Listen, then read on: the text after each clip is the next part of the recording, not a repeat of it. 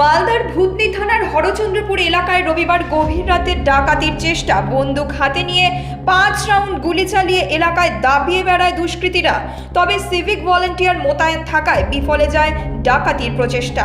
পুলিশের জালে ধরা পড়ে এক দুষ্কৃতী। উদ্ধার হয় আগ্নেয়াস্ত্র, কার্তুজ।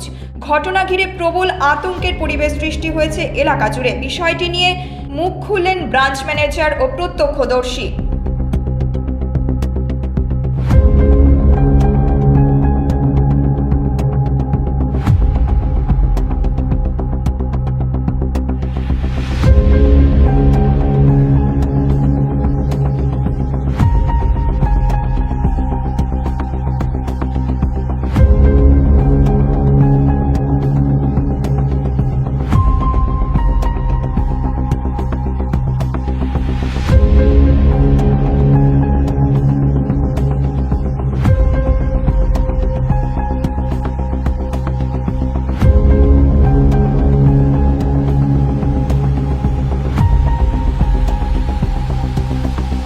রাত্রে দেখলাম যে একটা ফায়ার হলো, মানে আওয়াজ।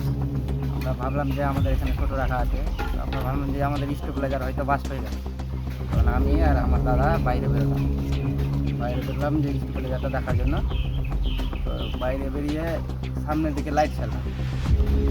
লাইট ছাড়া মাত্রই দেখলাম যে 6-7 জন কালো ড্রেস পরে মুখ বেঁধে বড় বড় বন্দুক নিয়ে দাঁড়িয়েছিল, বড় বন্দুক। তো আমরা লাইট ছাড়া মাত্রই একটা ফায়ার হয়ে গেল। আমরা আবার ভিতরে চলে গেলাম। তারপরে ব্যাংকে যে ডিউটি ছিল ওরা আবার থানাতে ফোন করেছে। ফোন করার 20-22 মিনিটের মধ্যে পুলিশের গাড়ি আসলো। স্কুলও শুনলাম নাকি 2 জনকে ধরেছে সন্দেহবশত। একটা গাড়ি পেয়েছে, সকালবেলা নিয়ে গেল। গ্রামের লোকজন সবাই ভয়ে এখন আছে। ये मतलब वो लोग चेष्टा कर रहे थे, ऐसा वो लोग ऐसा नहीं है।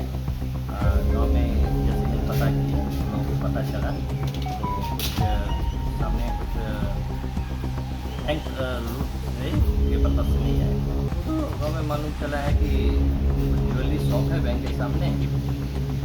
कुछ लोग बोल रहे हैं कि ज्वेलरी शॉप के कारण ये आया था। हो सकता है कि बैंक लूट का भी प्रयास हो, तो हर जगह ये ऐसा बैंक में तो कुछ नहीं हुआ है। बैंक का सब कुछ ठीक। रात में तो सिविक वॉलंटियर सब रहते हैं, तो हर रात उनका ड्यूटी है। ऐसा कुछ। Bureau report, news metro.